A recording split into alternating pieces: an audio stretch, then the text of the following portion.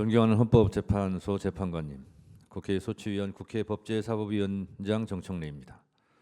본 사건의 신속한 심리를 위해 수고를 아끼지 않은 헌법재판관님들의 노고에 경의를 표합니다.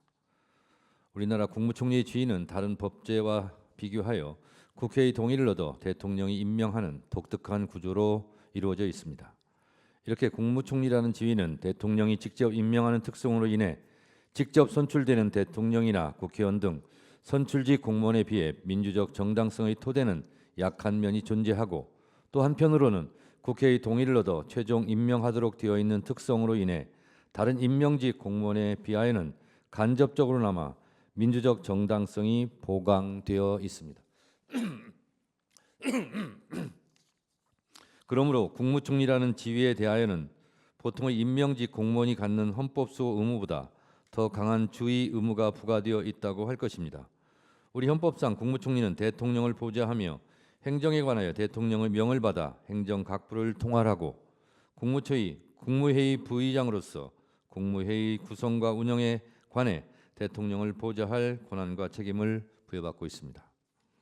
오늘 피청구인 한덕수에 대한 탄핵 소추를 말씀드리기에 앞서 지난해 12월 3일 내란의 밤 계엄의 충격을 떠올리지 않을 수 없습니다. 군 통수권자인 대통령이 무장한 군인과 경찰을 앞세워 국회의원을 비롯한 정치인과 법관들을 체포, 감금하고 국회를 침탈하고자 하였고, 헌법기관인 선거관리위원회를 군을 동원하여 사실상 장악하고자 하였습니다. 더욱 충격적인 사실은 윤석열 대통령이 국민의 직접 선거에 의해 만들어진 국회에서 의결된 탄핵소추안, 정부 예산 삭감 등 대통령에 대한 국회의 헌법상의 견제권을 행사한 삼권 분립의 헌법 정신에 따른 국회의 권한 행사에 대하여 내란을 획책하는 반국가 행위라 규정하고, 나아가 국회를 범죄자 집단의 소굴이며 자유민주주의 체제를 붕괴시키는 파렴치한 종북 반국가 세력으로 낙인 찍으면서 국회를 일거에 척결하기 위하여 비상계엄을 선포한 것이라고 주장하였다는 점입니다. 지난해 2024년 4월에 치러진 제22대 국회의원 선거는 윤석열 정권에 대한 중간평가의 성격을 띈 것이었습니다. 윤석열 정부가 들어선 후 제기되었던 검찰 독재에 대한 야당 탄압 정적 죽이기, 의대 정원 갈등, 부산 엑스포 유치의 실패, 화학기술 R&D 예산 삭감, 대파값 파동 등 윤석열 정권의 실정이 총선의 민심을 가를 이슈로 등장했고, 그중에서도 도이치모터스 주가 조작 혐의, 명품백 수수 등 김건희 여사 관련 의혹, 최상병 사건의 수사를 대통령 경로 때문에 강제로 무마시키려 했다는 의혹 등 대통령 및 영부인과 관련된 이슈가 총선 기간 내내 주목을 받았습니다. 역설적이게도 윤석열 정권의 총선 패배 유발자는 다름 아닌 윤석열 대통령 부부였습니다. 지난 총선은 민주화 이후 집권 여당 최악의 참패였고, 이는 윤석열 정권에 대한 견제의 역할을 야당에게 부여하고자 했던 국민들의 냉정한 심판의 결과였습니다.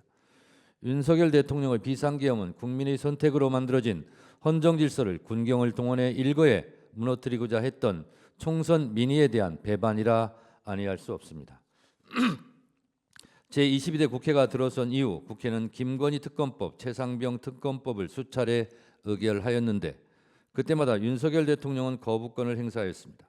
위 두 건의 특검법은 대통령 및 그 가족과 직접 관련된 사안을 수사 대상으로 하고 있는 것이어서 대통령의 거부권 행사는 이해 충돌 방지 차원에서 제한되어야 하며, 반복적인 거부권 행사는 헌법상 권한을 남용하는 것입니다. 그런데 피청구인은 이를 만류하기는커녕 그때마다 국무회의를 통해 제2 요구권을 의결하여 이해 충돌 방지의 외관을 만들어내는 데 일조함으로써 대통령의 법률한 거부권 남용 행위를 조장하고 방치하였습니다. 계엄이 선포되던 12월 3일 저녁, 피청구인은 국무총리로서 헌법과 법률적 소임을 다하지 않았습니다. 계엄법 제2조 5항은 대통령이 계엄을 선포하거나 변경하고자 할 때에는 국무회의 심의를 거쳐야 한다고 되어 있고, 제6항에는 국방부 장관 또는 행정안전부 장관은 국무총리를 거쳐 대통령에게 계엄의 선포를 건의할 수 있다고 되어 있습니다. 피청구인은 스스로 증언하고 있듯이 국무회의는 사실상 없었고 간담회 수준의 흠결 많은 국무회의를 수수방관한 책임이 큽니다. 피청구인은 비상계엄이 위헌 위법적 내란 행위를 누구보다 잘 알고 있으면서도 반대 의견을 피력하였다는 것 외에 특별한 대응을 했다는 것이 알려져 있지 않고 내란 행위가 전개되는 엄중한 상황을 그저 멀뚱멀뚱 지켜보기만 했다는 의혹으로 보자면 내란 행위를 사실상 묵인 방조하였습니다. 이러한 관점에서 피청구인에 대하여 형사 책임은 변론으로 하고 그 정치적 헌법적 책임을 엄중하게 물어야 할 것입니다. 비상계엄이 해제된 후에도 피청구인은 내란 행위로 무너진 헌정 질서를 바로잡기 위해 노력하기보다는 그 혼란을 가중시키고 불확실성을 키우는 행보로 일관하였습니다. 비상계엄 해제 후 내란 우두머리 혐의자인 윤석열 대통령에 대한 탄핵 소추안이 국회에서 발의되고 여당 내에서도 탄핵 찬성 입장이 나오고 대통령 퇴진 문제가 거론되는 가운데 12월 7일 윤석열 대통령의 대국민 사과 담화문이 발표되었습니다. 그 다음 날 피청구인은 한동훈 대표와 함께 국민의힘 당사에서 여당과 국무총리가 공동으로 국정 운영을 하겠다는 구상을 밝혔습니다. 하지만 이러한 공동 국정 운영 구상은 아무런 헌법적 근거가 없는 반헌법적 언동으로 전국 안정에 기여하기보다는 오히려 국정 질서의 혼란을 더욱 부채질하는 것이었습니다.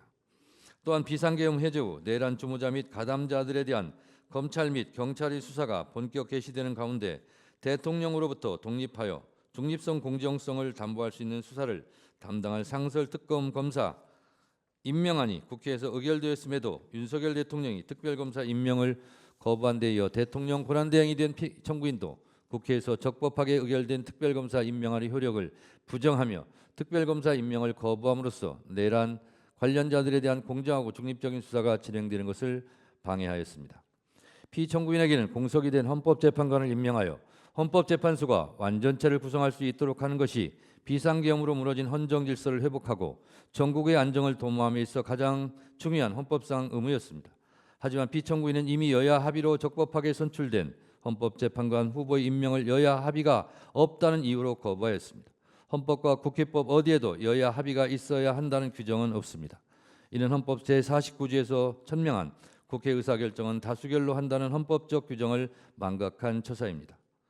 그 어느 때보다 헌법재판소의 구인 완전체 구성이 절실하고 시급하게 요구되는 상황에서 국회는 이를 거부하는 피청구인에 대한 탄핵을 진행할 수밖에 없었고 피청구인에 이어 권한대행이 된 최상목 부총리에 의해 2명의 헌법재판관 임명이 이루어져 불완전하지만 헌법재판소의 심판 절차가 정상화될 수 있었습니다. 이와 같이 피청구인이 실질적으로 여야 합의를 통해 적법하게 선출되고 추천된 헌법재판관 후보자에 대한 임명을 거부한 것은 국회의 적법한 선출을 무시하고 헌법재판소의 완전체 구성을 거부함으로써 헌법재판소를 사실상 무력화시켜 탄핵 심판 절차의 진행을 방해하고자 했던 것입니다. 피청구인은 내란 우두머리 혐의자인 윤석열 대통령에 대한 탄핵으로 권한대행이 되면서 중립적이고 공정한 수사를 통해 내란 가담자들을 엄중히 처벌하고 헌법재판 탄핵 심판이 신속하고 공정하게 이루어질 수 있도록 함으로써 국정 혼란을 조기에 종식시키고 무너진 헌정 질서를 바로 세울 헌법상 책무가 주어졌습니다. 그럼에도 불구하고 피청구인은 특별검사의 수사를 가로막았고 헌법재판관 임명을 거부함으로써 헌법재판소를 무력화시키고자 하였습니다. 존경하는 헌법재판관님, 국무총리는 국민이 직접 선출한 대통령보다 민주적 정당성이 취약하므로 그 헌법의 중대성이 다소 대통령의 그것보다 약한 경우에도 충분히 탄핵될 수 있다는 이론을 굳이 차용하여 오지 않더라도 피청구인은 앞서 살핀 내용만으로도 충분히 탄핵이 인용되고 남을 정도로 그 헌법 적대적인 태도와 헌법과 법률의 위반 행위가 명백하다 할 것이고 국민의 신임을 배반한 것이 명백하다고 할 것입니다. 피청구인의 헌법 위반의 정도가 중대하다 하지 않을 수 없고 이로 인해 야기된 헌법 질서에 대한 부정적 영향은 피청구인이 국무총리의 지위를 박탈하는 것에 의해 발생하는 국가적 손실보다 압도적으로 크다고 볼 소지가 충분하다 할 것입니다. 이러한 점을 깊이 고려하시어 존경하는 헌법재판관님들께서는 대한민국의 법치주의를 회복하고 헌법 질서를 수호하기 위해 피청구인을 파면하여 주실 것을 간청드립니다. 감사합니다.